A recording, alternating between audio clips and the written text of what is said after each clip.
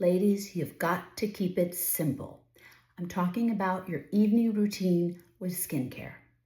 I think nowadays we have a lot more knowledge on all the products that we need for our skin. We're so much more informed on the need for different serums, different products, different things to make our skin look better, therefore protect it and hopefully look a little younger. That's all great. But in the meantime, sometimes we can tend to complicate the situation by adding a lot more than we need to.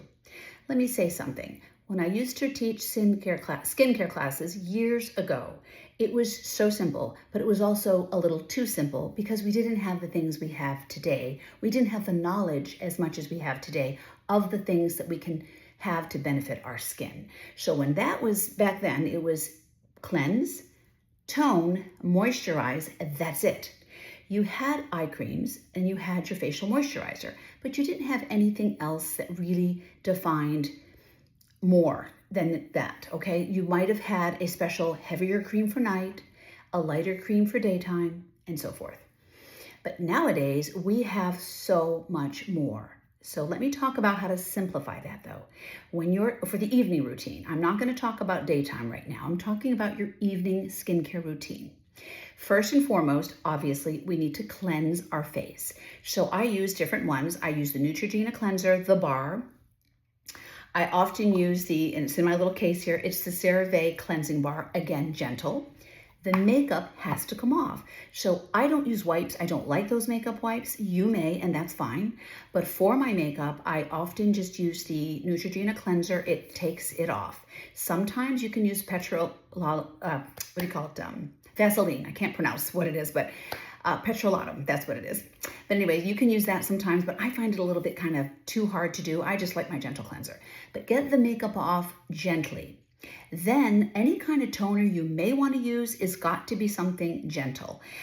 You can use a milk toner, you can use a rosewater toner, different ones. Dermasil makes a great one. Let me just get one out to show you. I have it right here. This is the rosewater, and I've used this one. This is very, very good. I kind of like this one at night.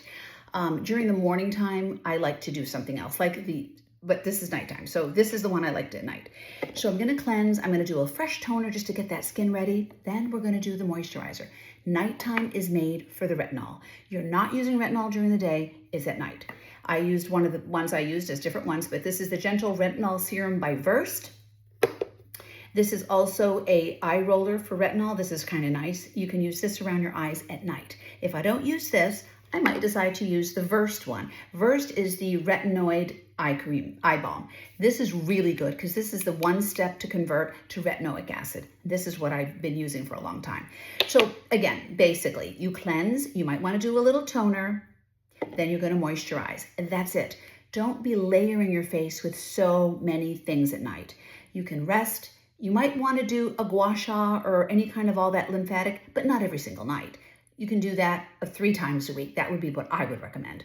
But on the whole, you want to keep everything really simple.